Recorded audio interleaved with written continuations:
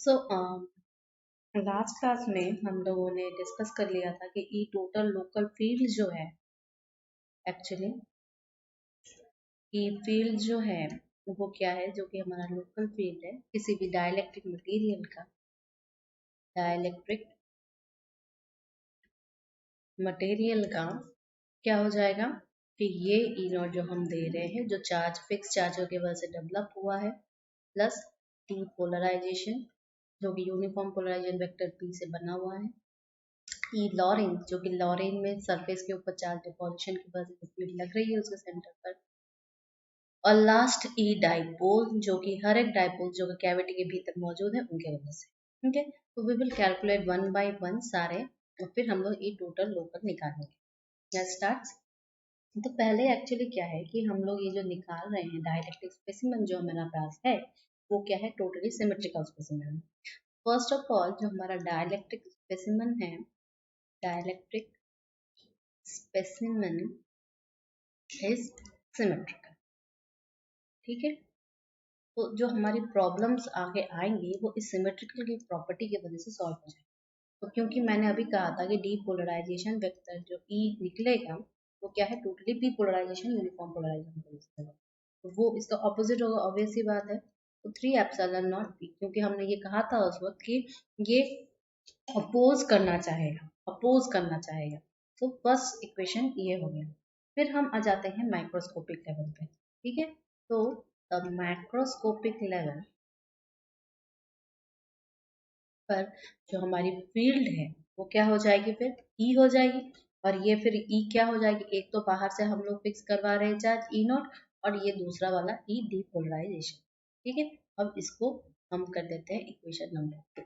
Next आ जाओ, next आ जाते हैं हम लोकल पर। तो मेरा है लोकल क्या हो जाएगा, फिर इन दोनों का सम हो जाएगा। ठीक है, तो इसका मतलब ई लोकल जो होगा वो एक तो ये होगा प्लस आपका ई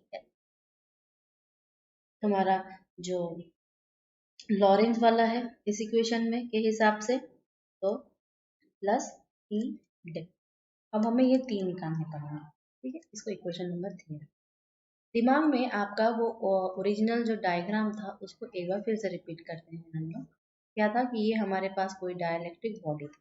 ठीक है, अब मैंने कहा था कि इस डायरेक्शन में अगर पोलराइजेशन हो रहा है तो ये क्या करेगा, जिस साइड पर हमें ऑब्जर्व करना है उस साइड को सेंटर मान के एक स्फेरिकल सरफेस जेड होगा। ठीक है, जो कि कैविटी है। ठीक, अब हम इस पॉइंट पर ही सारी चीजों को नोटेशन कर रहे हैं। तो हम क्या करें, इसका जो क्रॉस सेक्शन होगा, इसका जो ये ऊपर का सेक्शन होगा, हम क्या कहना चाह रहे हैं एक्चुअली, ये जो वेक्टर है और इस वेक्टर के बीच का जो एंगल है वो क्या है, हमारा थीटा है। और ये अगर आर है, ए है, आर है, जो भी आप बोलना चाहें। ठीक है, अब यहाँ पे चार्जेस का चार्जेस का डिपोजिशन हो रहा है, चार्जेस का डिपोजिशन हो रहा है, इलेक्ट्रिक फील्ड जा रही है। तो ये क्या हो गई, ये हमारी फिक्शियस कैविटी हो गई, जो कैविटी हमने तैयार की है चार्जों के डिपोजिशन की वजह से। तो I will say this is a fictitious cavity. ठीक है, और ये z डायरेक्शन है, याद रखिए दिस इज z डायरेक्शन। तो यहाँ पे जो डाइपोल्स होंगे वो क्या होंगे, इंड्यूस्ड डाइपोल्स होंगे, इंड्यूस्ड डाइपोल्स होंगे। और जितना भी हम डाइपोल मोमेंट वगैरह कैलकुलेट करेंगे, यहीं पे तो चार्ज का डिपोजिशन हो रहा है, ये जो चार्ज का डिपोजिशन हो रहा है ये इसके ऊपर हो रहा है, और ये इसका क्या है, सेंटर ऑफ कैविटी है, जहाँ पे हम ऑब्जर्वेशन को करेंगे।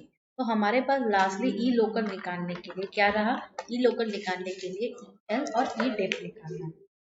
तो अगर हम इस पोलराइजेशन वेक्टर का इंटरप्रिटेशन करना चाहे और कहे कि हमारे यहाँ पर क्या है, इसका मतलब सरफेस के ऊपर चार्जेस का डिपोजिशन हुआ है। दैट मीन्स कि हमारे ये जो इमेजिनरी सरफेस डेंसिटी बनाएंगे सिग्मा, सिग्मा जो है वो क्या होगा, इमेजिनरी चार्जेस का डेंसिटी होगा, जो कि फिक्शियस फिक्शियस स्फेरिकल कैविटी के ऊपर जमा हुआ है। ठीक है, तो इस सिग्मा को हम क्या लिख सकते हैं, माइनस पी एन लिख सकते हैं, क्या कि perpendicular component polarisation vector. Okay, it is your normal बोल दो या परपेंडिकुलर बोल दो, जो भी, नॉर्मल कंपोनेंट ऑफ पी। ठीक है, ओके।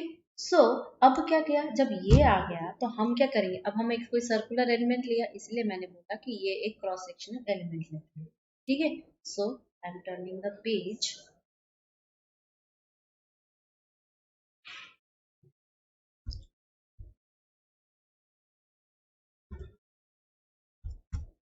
ठीक है, सो अब हम क्या देखेंगे, अब हम क्या करेंगे कि हम एज्यूम कर रहे हैं कि टेकिंग अ सर्कुलर कंपोनेंट और सर्कुलर सेक्शन और एलिमेंट जो भी आप बोलो, taking a circular element.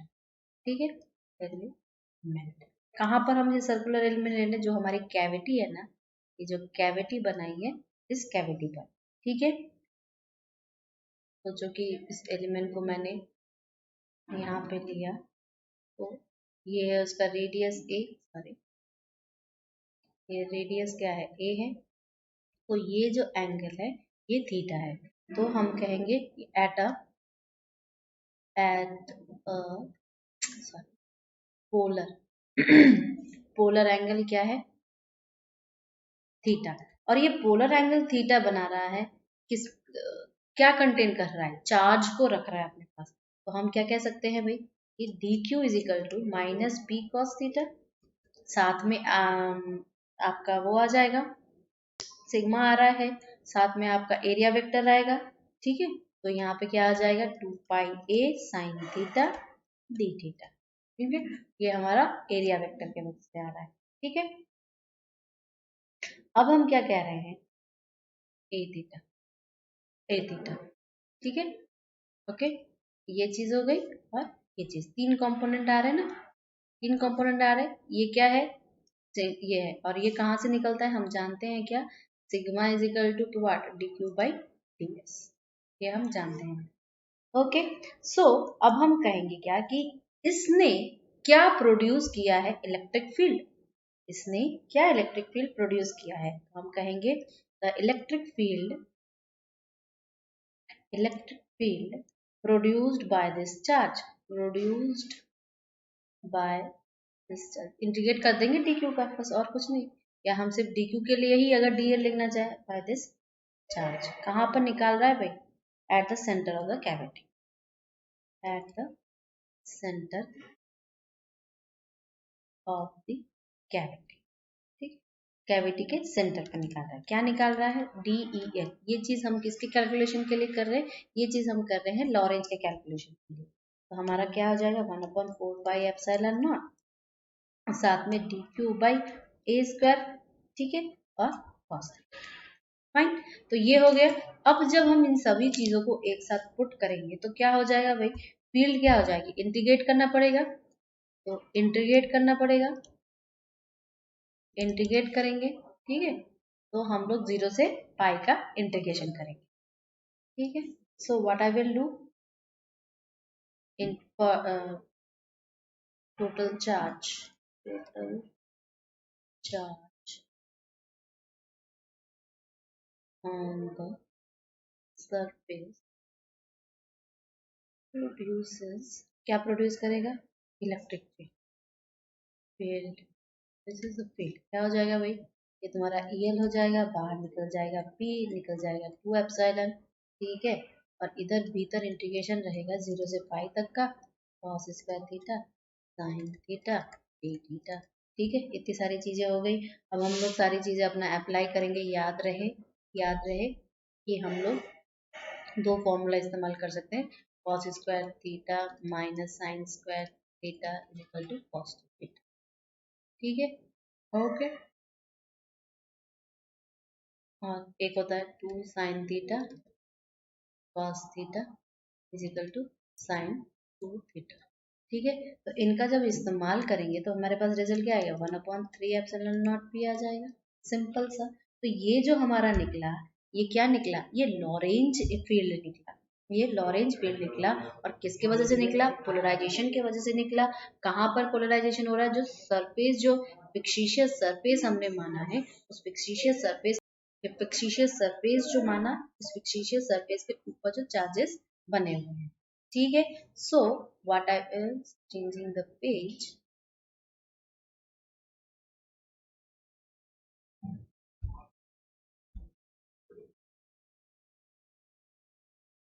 Next. तो हम देखो यहाँ पे कंक्लूजन निकालते हैं कि एक हमारा पोलराइजेशन की वजह से बन रहा है, एक हमारा डिपोलराइजेशन की वजह से बन रहा है। तो अगर मैं अपना जो स्पेसिमेन है उसको अगर मैंने सिमेट्रिकली शेप, स्फेरिकल शेप में लिया है, तो हम कह सकते हैं कि दोनों का सम जीरो हो जाएगा, मतलब E depolarization plus E L is equal to zero, ठीक है, इक्वल टू जीरो। ये किसके लिए हुआ है?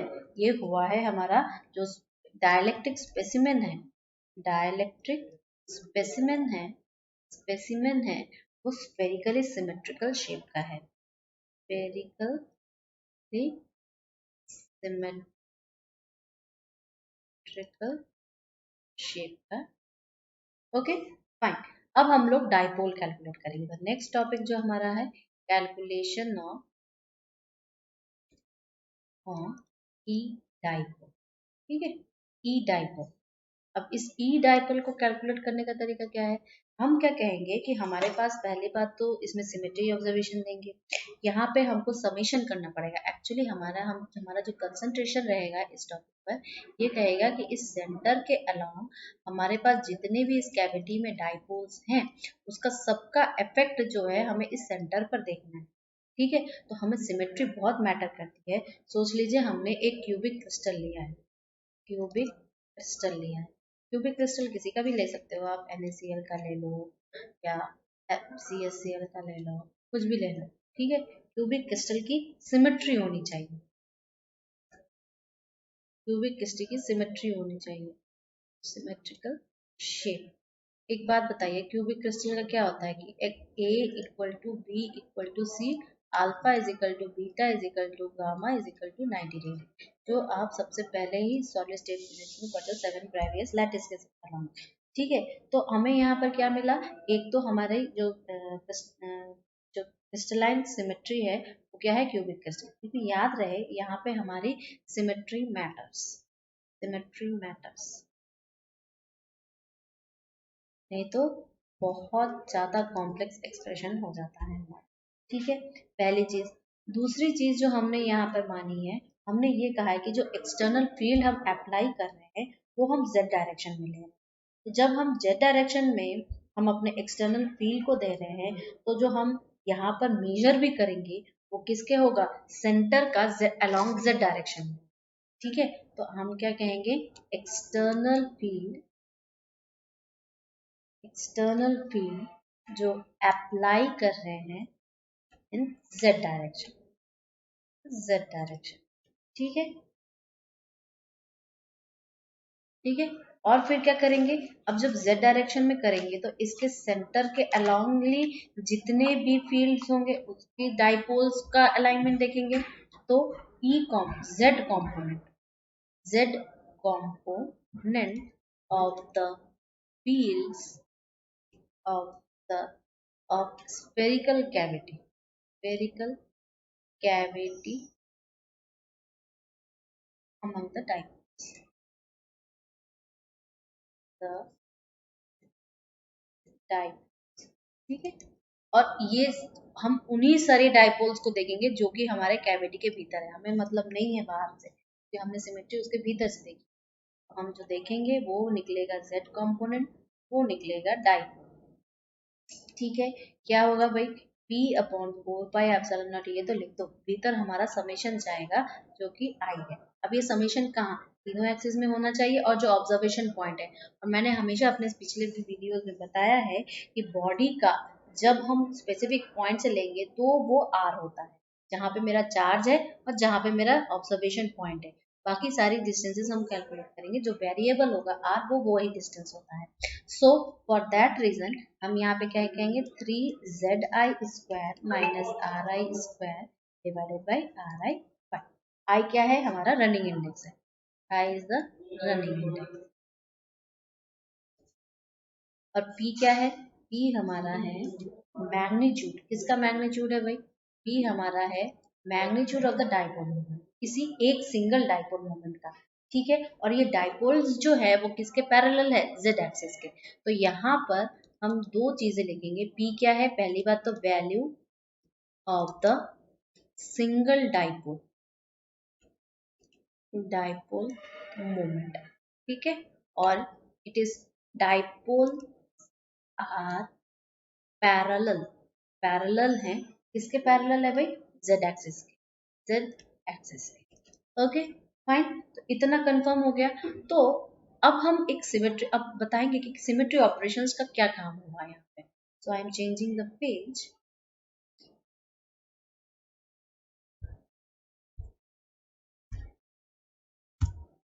So I am changing the page. अब देखो सिमेट्री ऑपरेशंस का काम क्या है, क्योंकि हमने यहाँ पर क्यूबिक सिमेट्री ली है, क्यूबिक सिमेट्री क्रिस्टल लिया है, तो एक्स वाई डायरेक्शंस जो होंगे वो सभी इक्वली अकाउंटेड होंगे, तो इक्वली अफेक्टेड भी होंगे। सो एक्स बोलो, वाई बोलो या जेड बोलो, डायरेक्शंस जो हैं इक्वली अफेक्ट, ठीक है, इक्वली अफेक्टेड हो गए। एक कैविटी की बात चल रही है अभी, तो यहाँ पर हम सिमेट्री ऑपरेशंस के कारण तो हम अप्लाई करेंगे सिमेट्री, सिमेट्री ऑपरेशंस किस पर? On the spherical fictitious cavity, on the spherical fictitious cavity, जिसका एनालाइज, जिसके भीतर ही हमारे सारे डायपोल्स है, जिसके हमें एनालिसिस करना है। तो इसके लिए क्या हो जाएगा? आई, अगर वो x का कंपोनेंट है तो आर आई 5 हो जाएगा। यही तुम्हारा सेम होगा y डायरेक्शन के लिए भी, y डायरेक्शन के लिए भी, और यही सेम होगा तुम्हारा z डायरेक्शन के लिए, z डायरेक्शन के लिए। ओके, तीनों सेम होंगे। तो जब ऐसी सिचुएशन आ जाएगी, अगर हम ओवरऑल पूरे के पूरे स्फेरिकल कैविटी देखेंगे तो क्या आ जाएगा? ई डाइपोल हमारा 0 आएगा। याद रहे, overall, overall for a cubic crystal, cubic crystal, ठीक है, और in the spherical cavity, in the, जो कि क्यूबिक क्रिस्टल है, ठीक है, इस क्यूबिक क्रिस्टल के भीतर, क्यूबिक क्रिस्टल के भीतर क्या है हमारा? इनसाइड या विदिन, ठीक है, इसके भीतर स्फेरिकल कैविटी है, कैविटी मतलब ये क्यूबिक क्रिस्टल है, उसके भीतर हमने स्फेरिकल कैविटी को एज्यूम किया है। ठीक है, तो हम क्या देखेंगे कि जो कंट्रीब्यूशन है इस लोकल फील्ड में,